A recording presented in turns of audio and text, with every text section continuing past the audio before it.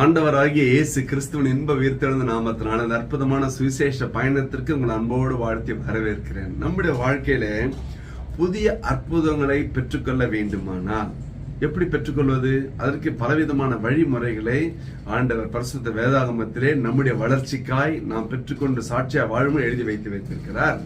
முதலாவதாக ஏசாயா 43:19 சொல்லுகிறது, இதோ நான் புதிய காரியத்தை செய்கிறேன், இப்பொழுதே அது தோன்றும், நீங்கள் அதை அறியீர்களா? நான் வனாந்திரத்திலே வழியையும் அவாந்திர வெளியிலே ஆறுகளையும் உண்டாக்குவேன். அற்புதமான ஒரு வசனம் இல்லைங்களா? புதிய காரியத்தை செய்கிறேன்னு சொன்னவரு எப்பன்னு சொன்னாருங்க? அதுதான் 10 நாள் கழிச்சா, 10 வாரம் கழிச்சா, 10 மாசம் கழிச்சா, 10 வருஷம் கழிச்சா, எப்படி சொன்னாரு? இப்பொழுதே அது தோன்றும்.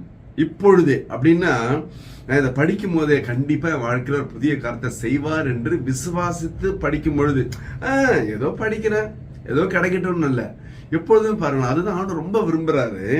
பிலிப்பியர் 4:4 சொல்லுகிறது, கர்த்தருக்குள் எப்பொழுதும் சந்தோஷமா இருங்கள். சம்பளம் வரும்போது சந்தோஷமா இருங்கள், பணம் வரும்போது சந்தோஷமா இருங்கள், கார் வாங்கும் போது, வீடு வாங்கும் போது, துணி வாங்கும் போது அப்படியா போட்டிருக்கு? இல்லையே, எப்பொழுதும் 24/7 எல்லா நாட்களிலுமே சந்தோஷமா இருங்கள் என்று மறுபடியும் சொல்லுகிறேன் என்று எழுதப்பட்டிருக்கு. அப்படின்னா ஆண்டவர் எதிர்பார்ப்பது உன் முகத்திலே ஒரு சந்தோஷம்.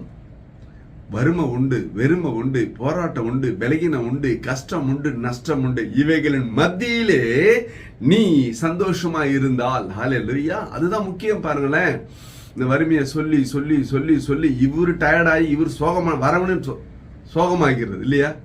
இருக்குங்க, கண்டிப்பா மாறும், நிச்சயமா மாறும், உண்மையா மாறும். அவர் தான் சொல்லிட்டாரு, புதிய காரியத்தை செய்யறேன்னு சொல்லிட்டார். நான் எடுக்கிற முயற்சி, நான் எடுக்கிற பயிற்சி என்ன இந்த புதிய காரியத்துக்கு அழைத்து செல்ல வேண்டுமே தவிர என் கண்ணீரின் வேதனை அல்ல.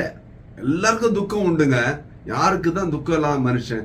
பெரிய தலைவர்கள்ல இருந்து சாதாரண தொண்டை வரலாம், சின்ன வேலைக்காரர்ல பெரிய முதலாளி வரலாம், எல்லாருக்கும் துக்கம் உண்டு, துயரம் உண்டு, போராட்டம் உண்டு, கலக்கம் உண்டு, வேதனை உண்டு, கண்ணீரின் பள்ளத்தாக்கம் உண்டு.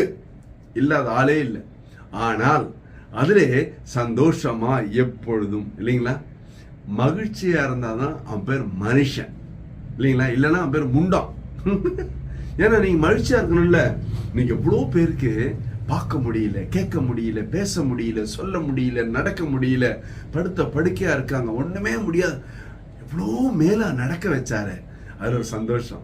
பேச வச்சாரு, பெரிய சந்தோஷம். பார்க்க வச்சாரு, எவ்வளோ பேருக்கு ட்ரெஸ் இல்ல, அழகா ட்ரெஸ் கொடுத்தாரு, சந்தோஷம். எவ்வளவு பேருக்கு படிக்க முடியல, படிப்பு இல்ல, படிப்பை கொடுத்தாரு, சந்தோஷம். அப்ப சந்தோஷத்தை சொல்லி பாருங்களேன்.